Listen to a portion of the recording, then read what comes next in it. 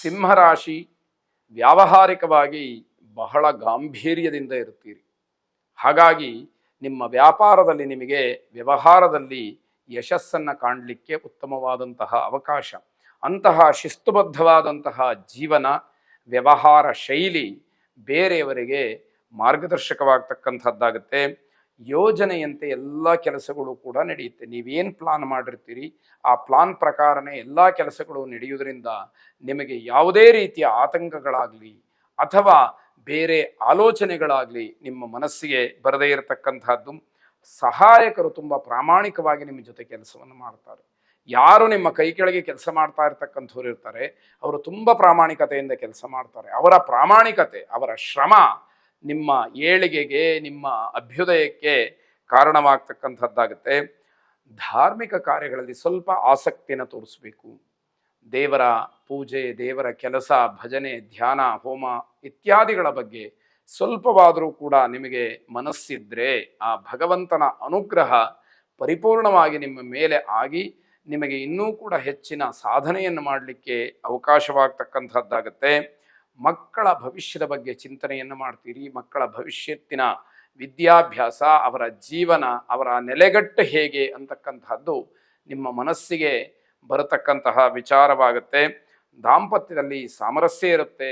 ಅದರಿಂದಲೂ ಕೂಡ ಶುಭ ಆಗತಕ್ಕಂತಹ ಸಾಧ್ಯತೆ ಹೆಚ್ಚಾಗಿ ಕಾಣ್ತಾ ಇರುವಂಥದ್ದು. ನಿಮಗೆ ಇಷ್ಟವಾದಂತಹ ದೇವತೆಯನ್ನು ಮತ್ತೆ ಮತ್ತೆ ಪ್ರಾರ್ಥನೆ ಮಾಡಿ. ಶುಭವಾಗಿ.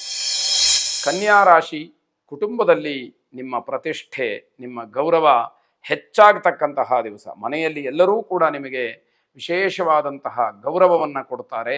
ಆದರೆ ಹಾಗೇ ಉಳಿಸ್ಕೊಳ್ತಕ್ಕಂತಹ ರೀತಿಯಲ್ಲಿ ನಿಮ್ಮ ನಡವಳಿಕೆ ಇರಬೇಕಾಗತ್ತೆ, ನಿಮ್ಮ ಮಾತು ಇರಬೇಕಾಗತ್ತೆ.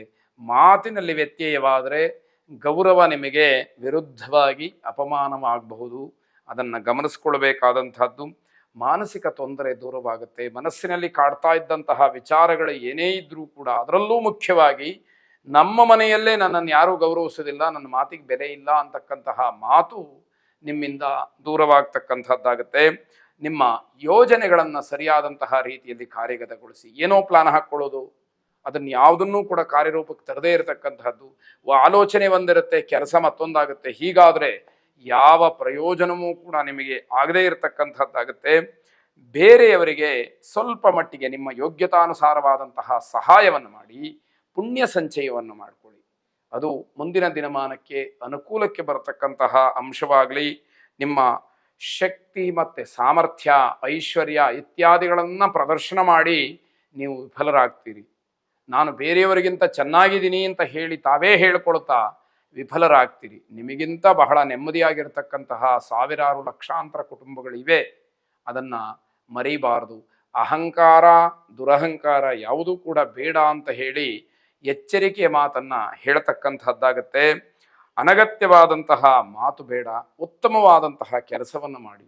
ಮಾತಿನಿಂದ ಏನೂ ಪ್ರಯೋಜನ ಆಗೋದಿಲ್ಲ. ಕಾರ್ಯಗತವಾಗಿ ಮಾಡತಕ್ಕಂತಹ ಯಾವ ಮನಸ್ಥಿತಿ ಇದೆ ಅಂತಹ ಕೆಲಸಗಳು ನಿಮಗೆ ಯಶಸ್ಸನ್ನು, ಗೌರವವನ್ನು, ಕೀರ್ತಿಯನ್ನು ತಂದುಕೊಡ್ತಕ್ಕಂಥದ್ದಾಗತ್ತೆ. ಮಾರುತಿಯನ್ನು ಪ್ರಾರ್ಥನೆ ಮಾಡಿ. ಅಂತಹ ಆಂಜನೇಯ ನಿಮ್ಮೆಲ್ಲ ಗೊಂದಲಗಳನ್ನು, ನಿಮ್ಮೆಲ್ಲ ಅಡೆತಡೆಗಳನ್ನು ದೂರ ಮಾಡಿ ವಿಶೇಷವಾದಂತಹ ಶಕ್ತಿ ಸಾಮರ್ಥ್ಯಗಳನ್ನು ನಿಮಗೆ ನೀಡಲಿ. ಶುಭವಾಗಿ. ತುಲಾರಾಶಿ, ವೃತ್ತಿ ಅಥವಾ ನೌಕರಿ, ಉದ್ಯೋಗ, ವಿದ್ಯಾಕ್ಷೇತ್ರ ಇಲ್ಲಿ ನಿಮ್ಮನ್ನು ಹೆಚ್ಚು ಜನ ದೂಷಣೆ ಮಾಡ್ತಾರೆ. ನಿಮ್ಮ ಏಳಿಗೆಯನ್ನು ಕಂಡು ಹೊಟ್ಟೆ ಕಿಚ್ಚು ಪಡ್ತಕ್ಕಂಥದ್ದು ಒಂದು ಕಡೆ ಆದರೆ, ನಿಮ್ಮ ಶಿಸ್ತುಬದ್ಧವಾದಂತಹ ಜೀವನ ಬೇರೆಯವರಿಗೆ ಅದು ರುಚಿಯಾಗುವುದಿಲ್ಲ. ಹಾಗಾಗಿ ಹಲವಾರು ಜನ ನಿಮ್ಮನ್ನು ದೂಷಣೆ ಮಾಡ್ತಕ್ಕಂತಹ ಸಾಧ್ಯತೆ ಹೆಚ್ಚಾಗಿ ಕಾಣುವಂಥದ್ದಿದೆ. ಜನಗೆ ವಿರುದ್ಧವಾದಂತಹ, ಸಮಾಜಕ್ಕೆ ವಿರುದ್ಧವಾದಂತಹ ಯಾವ ಕೆಲಸಗಳನ್ನು ಮಾಡಬೇಕು. ಯಾಕೆ ಅಂತಂದರೆ ಲೋಕ ಮೆಚ್ಚಿದರೆ ನೀವು ಮಾಡಿದಂತಹ ಕೆಲಸಕ್ಕೆ ಒಂದು ಬೆಲೆ, ಜನ ಅದನ್ನು ಒಪ್ಪಿಕೊಂಡ್ರೆ ನೀವು ಮಾಡಿದಂತಹ ಕೆಲಸಕ್ಕೆ ಒಂದು ಸಾರ್ಥಕತೆ. ಅದು ಎರಡನ್ನೂ ಇಲ್ಲ, ಕೇವಲ ಪರಿಶ್ರಮ ಮಾತ್ರ ಅಲ್ಲಿದೆ, ನನ್ನ ಇಚ್ಛೆಯಂತೆ ನಾನು ಕೆಲಸವನ್ನು ಮಾಡ್ತೀನಿ ಅಂತ ಹೋದರೆ ಯಾವ ಬೆಲೆಯೂ ಕೂಡ ಇರೋದಿಲ್ಲ. ಸಮಾಜವಾಗಲಿ ಅಥವಾ ಜನರಾಗಲಿ ಅದನ್ನು ಯಾವುದೇ ಕಾರಣಕ್ಕೂ ಒಪ್ಪಿಕೊಳ್ಳೋದಿಲ್ಲ, ಮೆಚ್ಚುವುದಿಲ್ಲ. ಆಗ ನಿಮ್ಮ ಶ್ರಮ ಎಲ್ಲ ವ್ಯರ್ಥವಾದಾಗತ್ತೆ. ಆರೋಗ್ಯದ ಬಗ್ಗೆ ಸ್ವಲ್ಪ ಕಾಳಜಿಯನ್ನು ವಹಿಸಿ. ಸಣ್ಣ ಪುಟ್ಟ ಆರೋಗ್ಯ ವ್ಯತ್ಯಾಸಗಳು ಕಾಣ್ತಾ ಇದೆ, ಆ ಸೂಚನೆ ಇದೆ. ಅದನ್ನು ತಾತ್ಸಾರ ಮಾಡಿದರೆ ತೊಂದರೆಯಾಗತ್ತೆ. ತಾತ್ಸಾರ ಮಾಡದಲೇ ಸರಿಯಾದಂತಹ ಔಷಧೋಪಚಾರಗಳನ್ನು ಮಾಡಿಕೊಳ್ಳಿ. ನಿಮ್ಮ ಮುಂದಿನ ಸಾಧನೆಗೆ ಅನುಕೂಲವಾಗ್ತಕ್ಕಂತಹ ಸಮಯ. ಅಧಿಕಾರ ಅಥವಾ ಸ್ಥಾನ ಇದರ ದುರುಪಯೋಗವನ್ನು ಮಾಡಿಕೊಳ್ಬೇಡಿ. ಯಾವುದೋ ಒಂದು ಅಧಿಕಾರ ಇದೆ, ಯಾವುದೋ ಒಂದು ಸ್ಥಾನಮಾನ ಇದೆ ಸಮಾಜದಲ್ಲಿ ಅಥವಾ ನೌಕರಿಯಲ್ಲಿ, ಅದರ ದುರುಪಯೋಗವನ್ನು ಮಾಡಿಕೊಂಡ್ರೆ ತುಂಬ ಅವಮಾನಕರವಾದಂತಹ ಸಂಗತಿಗಳನ್ನು ಎದುರಿಸಬೇಕಾದಂತಹದ್ದಿದೆ.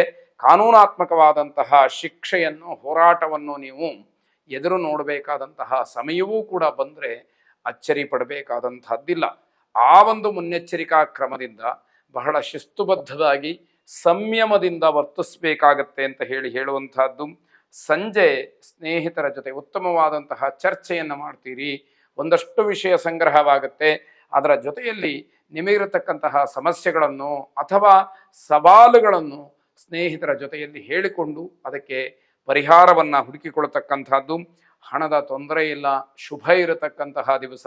ಒಳ್ಳೆಯದನ್ನು ಉತ್ತಮವಾಗಿ ವಿನಿಯೋಗ ಮಾಡಿಕೊಳ್ಳಿ. ಗುರು ದತ್ತಾತ್ರೇಯರನ್ನು ವಿಶೇಷವಾಗಿ ಪ್ರಾರ್ಥನೆ ಮಾಡಿ ಆ ಸದ್ಗುರುಗಳು ನಿಮಗಿರತಕ್ಕಂತಹ ಗೊಂದಲಗಳನ್ನು, ಸವಾಲುಗಳನ್ನು, ಸಮಸ್ಯೆಗಳನ್ನು ಹಂತ ಹಂತವಾಗಿ ದೂರ ಮಾಡತಕ್ಕಂತಹ ಅನುಗ್ರಹವನ್ನು ಮಾಡ್ತಾರೆ ಅಂತ ಹೇಳ್ತಾ ನಿಮಗೆ ಶುಭವಾದ. ವೃಶ್ಚಿಕ ರಾಶಿ, ಅನಗತ್ಯವಾದಂತಹ ಯಾವ ಬದಲಾವಣೆಗಳು ಕೂಡ ಬೇಡ. ನಿಮ್ಮ ವೃತ್ತಿಯಲ್ಲಾಗಲಿ ಅಥವಾ ವ್ಯವಹಾರದಲ್ಲಾಗಲಿ, ವಿದ್ಯಾರ್ಥಿ ಜೀವನದಲ್ಲಾಗಲಿ ಅಥವಾ ಮನೆ, ಸ್ಥಳ ಇತ್ಯಾದಿಗಳ ಬದಲಾವಣೆಯನ್ನು ಮಾಡತಕ್ಕಂತಹ ಯಾವ ಪ್ರಯತ್ನವನ್ನು ಕೂಡ ಖಂಡಿತವಾಗಿ ಮಾಡಬೇಡಿ. ಅದು ನಿಮಗೆ ಯಶಸ್ಸನ್ನು ಕೊಡದೇ ಇರತಕ್ಕಂತಹ ದಿವಸ. ನಿಮ್ಮ ಸಮಯ ವಿನಾಕಾರಣ ವ್ಯರ್ಥವಾಗುತ್ತೆ. ಇದರ ಅರ್ಥ ಒಳ್ಳೆಯ ಕೆಲಸಕ್ಕೆ ಏನೂ ಕೂಡ ಅನುಕೂಲಕರವಾಗಿ ಆ ಸಮಯ ಉಳಿಯೋದಿಲ್ಲ. ಬೇಡದೇ ಇರತಕ್ಕಂತಹ ವಿಚಾರಗಳಲ್ಲಿ ತಲ್ಲೀನರಾಗಿ ಆ ಸಮಯವನ್ನು ಹಾಳು ಮಾಡಿಕೊಳ್ತಕ್ಕಂಥದ್ದಾಗತ್ತೆ. ನಿಮ್ಮ ಅಕ್ಕಪಕ್ಕದವರ ಜೊತೆ ಸೌಹಾರ್ದತೆಯಿಂದ ಇರಬೇಕಾಗತ್ತೆ. ಅಕ್ಕಪಕ್ಕದವರ ಜೊತೆ ನಿಷ್ಠುರ ಮಾಡಿಕೊಂಡ್ರಿ ಅಂತಾದರೆ ಅದು ನಿಮಗೆ ದ್ವೇಷಕ್ಕೆ ಕಾರಣವಾಗ್ತಕ್ಕಂಥದ್ದು. ಪ್ರತಿನಿತ್ಯವೂ ಕೂಡ ಒಂದಲ್ಲ ಒಂದು ರೀತಿಯಲ್ಲಿ ಕಿರಿಕಿರಿಗೆ ಅವಕಾಶವಾಗ್ತಕ್ಕಂಥದ್ದಾಗತ್ತೆ. ಕೌಟುಂಬಿಕವಾದಂತಹ ಜಗಳ, ಮನಸ್ತಾಪ ಇವೆಲ್ಲ ಹೆಚ್ಚಾಗ್ತಕ್ಕಂತಹ ದಿವಸ. ಹಾಗಾಗಿ ಕುಟುಂಬದಲ್ಲಿ ಆದಷ್ಟು ಮೌನವನ್ನು ವಹಿಸ್ತಕ್ಕಂಥದ್ದು, ತಾಳ್ಮೆಯಿಂದ ವರ್ತಿಸ್ತಕ್ಕಂಥದ್ದು. ಯಾರಾದರೂ ಏನಾದರೂ ಮಾತುಗಳನ್ನು ಆಡಿದರೆ ಅದನ್ನು ಬಹಳ ಸಮಾಧಾನಕರವಾಗಿ ತೆಗೆದುಕೊಳ್ತಕ್ಕಂತಹ ಮನೋಭಾವ ಒಳ್ಳೆಯದಾಗಿರುತ್ತೆ. ಹಾಗೆ ವ್ಯಾಪಾರದಲ್ಲಿ ಹಲವಾರು ಗೊಂದಲಗಳಿರುತ್ತೆ. ಆ ಗೊಂದಲಗಳನ್ನು ಬಗೆಹರಿಸ್ಕೊಳ್ಬೇಕು. ಇಲ್ಲ ಅಂತಾದರೆ ಅದೇ ರೀತಿ ಮುಂದುವರೆದರೆ ನೀವು ಅಭ್ಯುದಯವನ್ನು ಕಾಣಲಿಕ್ಕೆ ಕಷ್ಟ ಆಗ್ತಕ್ಕಂತಹ ದಿನಮಾನಗಳು ದೂರ ಇಲ್ಲ. ವಿದ್ಯಾರ್ಥಿಗಳಿಗೆ ತುಂಬ ಚೆನ್ನಾಗಿರತಕ್ಕಂತಹ ದಿವಸ. ನಿಮ್ಮ ವಿದ್ಯಾ ವ್ಯಾಸಂಗ ಶೈಕ್ಷಣಿಕ ಕ್ಷೇತ್ರಗಳಲ್ಲಿ ನಿಮ್ಮ ಸಾಧನೆಗೆ ಹೆಚ್ಚಿನ ಆದ್ಯತೆಯನ್ನು ಕೊಡಿ. ಜೊತೆಗೆ ನಿಮ್ಮ ವಿದ್ಯಾಭ್ಯಾಸದ ಚಟುವಟಿಕೆ ಏನಿದೆ ಅದನ್ನು ಗಟ್ಟಿ ಮಾಡಿಕೊಳ್ತಾ ಹೋಗಬೇಕು. ಇವತ್ತು ಏನೇನು ಒಳ್ಳೆಯ ಸಂಕಲ್ಪವನ್ನು ಮಾಡ್ತೀರೋ ಅದು ಮುಂದಿನ ದಿನಮಾನಕ್ಕೆ ದಾರಿದೀಪವಾಗ್ತಕ್ಕಂಥದ್ದಾಗತ್ತೆ. ಶ್ರೀರಾಮಚಂದ್ರನನ್ನು ಪ್ರಾರ್ಥನೆ ಮಾಡಿ, ರಾಮಾಯ ರಾಮಭದ್ರಾಯ ರಾಮಚಂದ್ರಾಯ ವೇಧಸೆ ರಘುನಾಥಾಯ ನಾಥಾಯ ಸೀತಾಯಾಃ ಪತಯೇ ನಮಃ ಎಂಬುದಾಗಿ ಶ್ರೀರಾಮಚಂದ್ರನನ್ನು ಪ್ರಾರ್ಥನೆ ಮಾಡಿ ಶುಭವಾಗಿ.